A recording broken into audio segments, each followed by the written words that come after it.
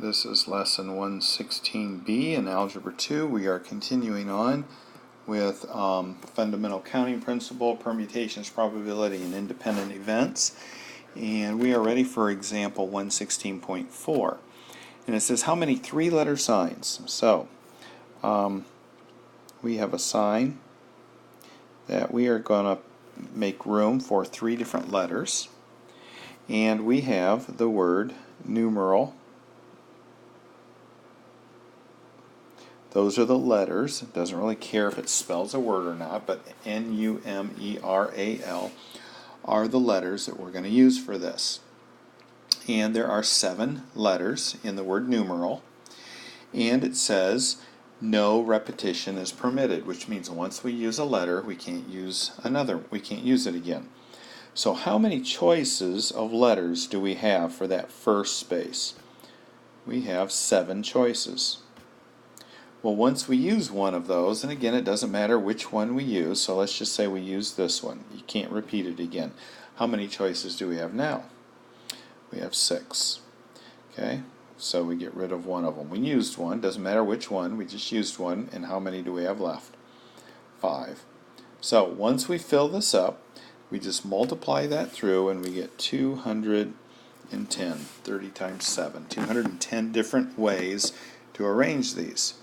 Now, if we could repeat, okay, and we could put 7 there, and if we could repeat, we'd have 7 in each one of those, and now we have 7 times 7, which is 49, times 7 is some crazy number, okay?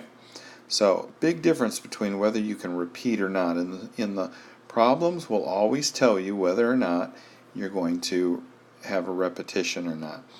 Alright, so let's look at 116.5. Jamie had 5 places to put items in her display. So we have 5 different places that we can put items. Okay? She has 38 different items. Okay? How many arrangements are possible? Okay, when you're talking items, and you're not talking numbers, you're not talking letters, items are real life things that once you put one here, it's there. It can't repeat, can it? Because there's only one of them. So it doesn't have to say, they're non-repeating or something like that. Obviously, if it's a statue, once it's in one place, it can't also be in a second place. It can only be in that one place. Okay, so let's say that we put an item there.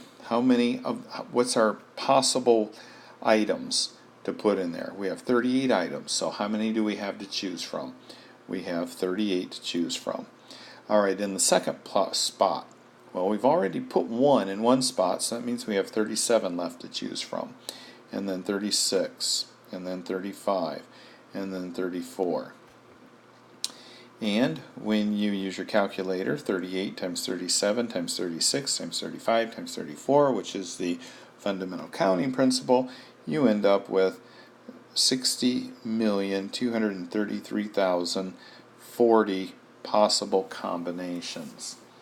This is why gambling is not a money-making thing for the person gambling. Because if you have this little spinny thing, a slot machine, and let's say that you have to get this order here, there are over 60 million different possible ways, and only one of those is going to be a moneymaker. That's why if you've ever been to Las Vegas, you'll notice that there are lots of fancy buildings being built from the money that the gambling casinos have won off the poor fools that put money in the machines thinking that they were going to win. If it was not a money-making endeavor, they wouldn't have the fancy Las Vegas stuff there for you to look at. Alright, so let's go to the next part of this lesson, 116b, and this has to do with probability. Alright, the study of probability, top of page 472, is based on the study of outcomes that have an equal chance of occurrence. So, for example, if you flip a coin here, Possible chances of occurrence. You have a head and a tail, and if you have a fair coin, which means that it isn't extra weighted on one side compared to the other, if you have a fair coin, you have a 50-50 chance of getting a heads or a tail. Or you have a sample space of 2, and when you flip it, so on the bottom we'll put the sample space, you have 2 different options. You're going to get a head or you're going to get a tail. If you've got a dice, you're going to get a 1, 2, 3, 4, 5, or 6. Okay, so back to the coin. What are the chances that you're going to get a head or a tail? Well, you're going to flip it 1 time. So that means you have 1 chance to get a head or a tail. Let's say you have a dice and you want to roll a 2. Well, you're going to roll the dice 1 time, right? So you have 1 time to possibly get the 2 out of the 6 different dies there. So what would be the chances? Let's say instead of a 2, let's say that you want to get a 1, 2, or a 3. So how many different numbers are you going to be happy with? Well, you're going to be happy with a 1, you're going to be happy with a 2, and you're going to be happy with a 3. So you're going to be happy with 3 different numbers, or 1/2 of the numbers on the dice you're going to be happy with, right? 1, 2, or 3. 3 of the 6 numbers. All right? So every time let's say that we throw the dice 1 time, that is what is called an event. Okay? When you throw it twice, the event on that is 2. The probable outcomes, so on the dice, the probable outcomes that we have are 1, 2, 3, 4, 5, and 6. There are 6 probable outcomes, and we call those probable outcomes the sample space. The sample space would be 6. There are 6 different possibilities there. Okay? So, let's look at the dice example again.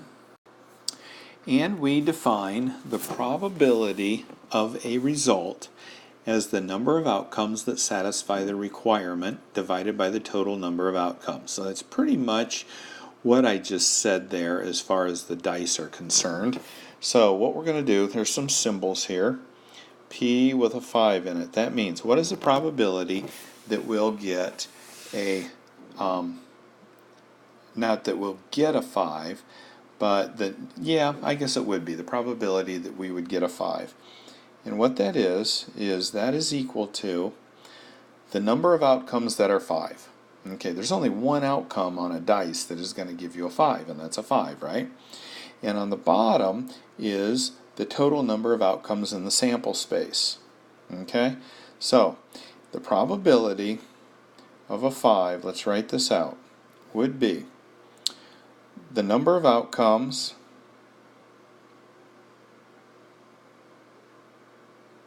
that are, and I'd be writing this down. I wouldn't just write the examples out. You need to be taking better notes over this. I'm putting some of this information that I'm writing down into your notes.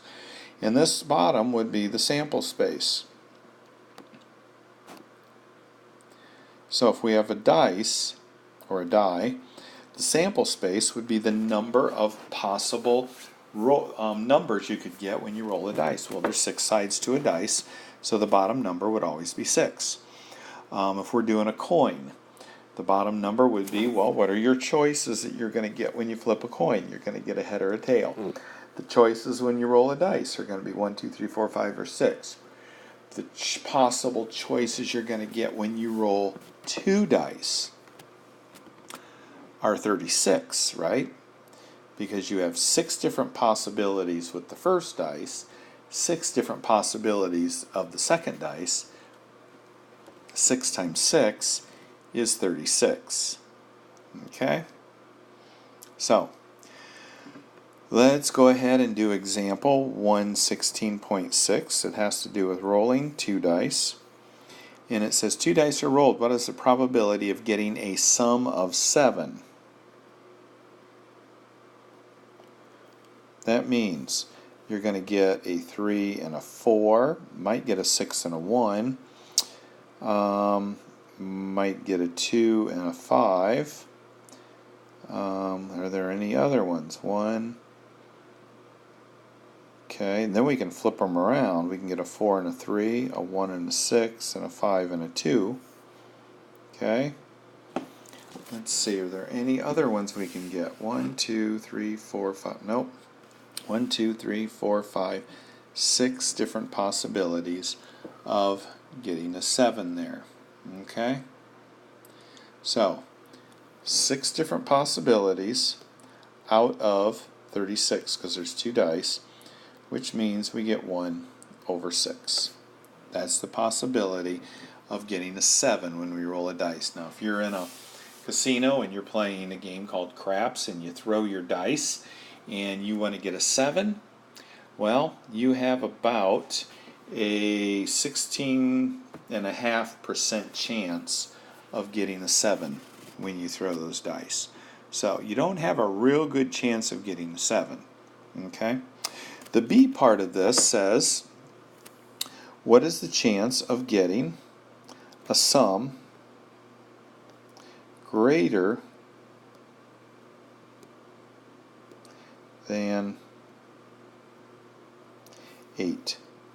What is the possibility, or what is the probability of getting a sum greater than 8? Well, now you're going to have to make this long, long list. Okay, so it has to be greater than 8. It can't be 8. It has to be greater. So if we roll a 1, nope, the other dice, even if it was a 6, only adds up to be a 7. A 2, no, a 2 and a 6 only add up to be an 8. So the first dice has to at least be a 3. And then you can get a 6. And then you roll a 4. And then, oh, I can't get anything higher than a 6, but a 5 will give me a 9. If I roll a 5 here, I get a 4. Okay? And I can roll a 6 and a 6.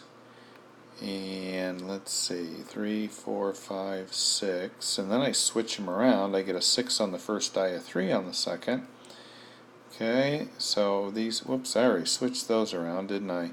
And I can get a 6 and a 6. So you start adding up all these numbers and you find out that you end up being able to get a possibility of 10 different numbers that are going to add up to a sum greater than 8. Or you can look at the bottom of page 472 and it gives you the sum of all of the dice when you roll 2. Okay, so you've got the outcome of the first die on the vertical column, the outcome of the second die in the horizontal column, and you just look to the right down at the bottom where all the numbers are bigger than 8. You add all those up, and out of the 36 possibilities, you get a 10 different possibilities out of the 36 total possibilities, which is a 5 in 18 chance. So that is a lot better chance. I mean, that's a little over 25% chance of getting a number greater than 8. So anyway, that's not too terrible. Alright, so let's just real quickly look at the next 2, and we'll do that on a third video. I don't think I can do it in the next 2 minutes, so we'll do it on 116C.